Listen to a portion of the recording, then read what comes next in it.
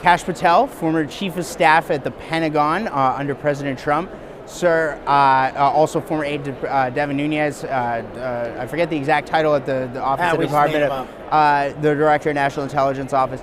Sir, really want to thank you for joining us here at CPAC. So for our viewers who might not be familiar with Kash Patel, Kash Patel is the guy who literally unmasked the entire deep state operation to try to take down President Trump. You were the guy who found all the stuff they were doing with these wiretapping and listening in on President Trump's campaign aides, and you found all of this stuff.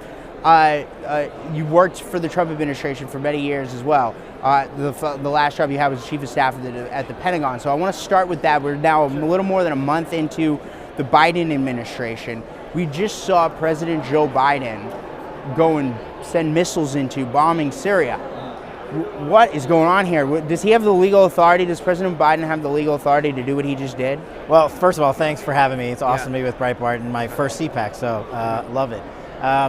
So the first question I think people should be asking is, what is President Biden's national defense strategy? And I don't know it because I don't think he's actually put one out. So instead of actually issuing a national defense strategy, and I'll give you an example. When President Trump, it was pretty simple. Defeat Al-Qaeda, kill ISIS, bring home hostages, end wars, bring our troops home, and defend our shores. Mm-hmm. Okay, that's a national strategy. Yeah. I don't know what Biden's is other than white supremacy exists in the Pentagon and we need to go root it out. Mm-hmm. And now the Syria strikes. Now look, I don't have access to the underlying intel, so I don't know if the strikes were righteous or not, but I do know we were attacked a couple of weeks ago in an Iraqi base of ours, and we didn't do anything. So I don't know what the back and forth is, or what the legality of it I can't speak to because I don't have the underlying. Right, but it doesn't fit a strategy. But you don't see a broad strategy from the Biden administration. Does this put America at risk without the lack of a strategy here? I think so, and I think the strikes are a perfect example because we're not actually striking Syria when we strike in Syria. We're striking the Iranians. Mm-hmm. And the Iranian strategy so far from the Biden administration is let's get back in the JCPOA, send them a few more $1 billion of pallets of cash, and then have them use that money to kill Americans. So if we're going to attack the Iranians in Syria, that might be a good strategy, but at the same time, you can also pay them and say, no problem, you guys can have nuclear weapons. So Kash Patel, you're the guy who uncovered the deep state. So for people who don't get this, you worked for Congressman Devin Nunes. I know he's around here too at CPAC. So what are some of the things you learned when you worked in the Trump administration? You worked in the intelligence community. I know there's only so much you can tell us without having to kill us, but the point here is that you do know a lot about the deep state and how they were working to try to undermine President Trump. Tell us about what is the deep state? What were they doing? Who are they? What do you know about this stuff? It was actually, I think it took on a totally radical form when President Trump got elected. People lost their minds. And people in government who are career officials who are supposed to be doing their job irrespective, like I did when I was a national security official under Obama, you just did the job. Irrespective of your politics, because that's what you're supposed to do. Republican, Democrat, it doesn't matter. Independent, who cares? Whoever the president is, you serve the country. That's what they're supposed to do. That's what they're supposed to do. Now, the Russiagate investigation, when I was running that for Devin on House Intel, unfortunately we covered some pretty egregious conduct by the James Comeys, the Andy McCabe's, the Peter Strzok's of the world. And only one guy. These are people who are supposed to be apolitical. They're not supposed to take a side. They're supposed to serve the interests of the United States, and they weren't. I mean, if you think about it, it's almost like we've turned into somewhat of a banana republic with this microcosm, and they're painting all these men and women that I served with in such a bad light, and that's just a wrong message.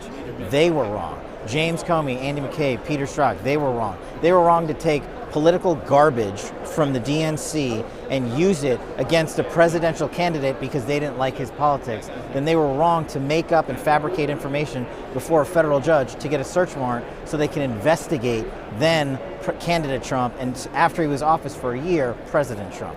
So we saw a bunch of the leaders in Congress, the Jim Jordans of the world, the Devin Nuneses of the world, the Mark Meadows before he went over to the White House and became the chief of staff.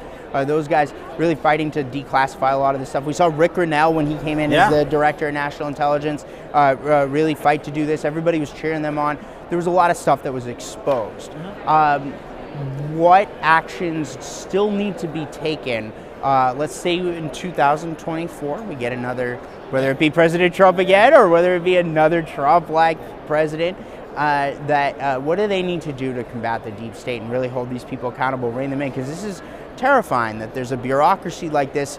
We don't know their names, we don't know their faces, and they have enormous power. Yeah, and you nailed it right on the head. It's accountability, and there hasn't been any. That was the whole point of the Russiagate investigation, was to do oversight for the American people, but only the Department of Justice and the FBI can issue accountability, and that hasn't happened yet. How are they going to investigate themselves? Exactly. So that's, so the other way to do it is to keep declassifying documents like we did. And on the way out, President Trump declassified an entire binder of stuff.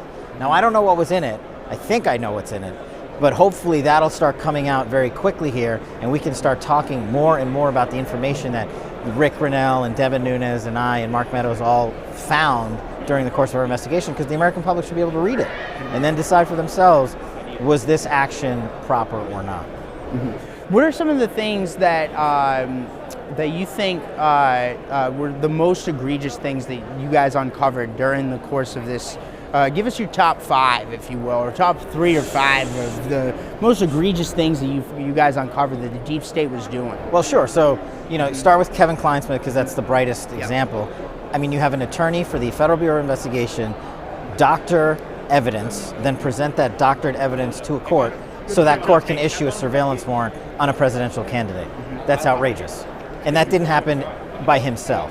Then you have a political party create a fictional narrative about a presidential candidate about his activities in Russia, which took 2 years to debunk because of the media, not you guys, but the left-wing loons.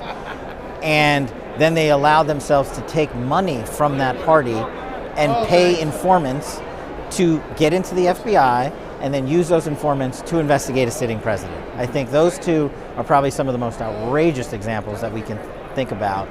And then the third one is more of just, it didn't just happen once. There was 4 FISAs. So it happened over and over and over and over again.